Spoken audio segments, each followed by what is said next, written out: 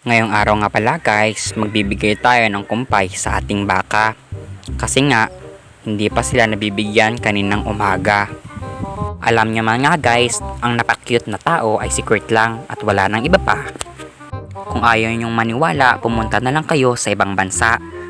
Kainit kisubong sang panahon, nga aton karon ginatubang.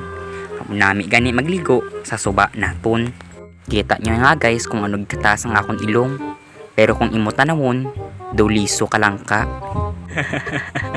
Arin na nga ta guys, arin ta sa atong baka, ihatag ta na ang kumpay naton. Kay tungod kabugat kid sang aton dalalon. Ang amon gali baka guys is 3 kabilog. Pero ang isa kinawat pa na. Joke lang ah. Pati-pati ka man. Pero kung sa tuod lang, kinawat gid. Char. Subong galing adlaw guys, upod ko si Unto ang nagdulong sa kumpay sa amon baka. Kay tungod 3 sila, hindi lang akong isa ang madala. Kay kabugat kid sang kumpay nga dalon.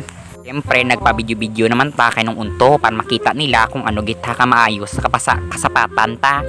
Hagay, pero kung wala taho, ginabako lang kasapatan kay tungod na init sa ila. Mainit ka man kung kaysa, kay kumadala kumpay, ginalagas kanila, kay di mga gutom, gid sila. Daging sugo ko si Unto, nga kwaon ang mga kumpay, kagluakan niya, tag sa bakang gamay, kay hindi magkaon. Kung hindi sa magkaon, baligan natin sa stockyard sa Magalyon.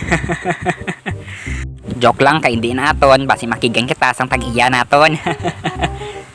Ina nga baka guys, katupad na kay Unto, tulog kong gabi. Sana awang ginikanan nga ginimo ni Unto. Kita nyo man guys kung ano kadako sang lawas ng baka namon nga gamay. Pwede na ibaligya sa stockyard. Ayo pa, 380 lang. Ikaw nayawan pangumpay, ikaw yang padako, tapos baligya mo lang 380. Ginansya mo, dako-dako gidin, no? Hambal ni nung Unto, videoan ko sa kuno kung ano gisa kaswabi maglakat. Tanawan nyo ang paglakat niya, dabuli pa to. Subong mapuli na ta kay way naman taw brahon mong nakatag naman ta sang aton nga kumpay. Sinuunto dili-dali gid kay mamuso na gid sa. Bye bye guys, kag abangan ang next ka vlog ni Kurt. Bye bye.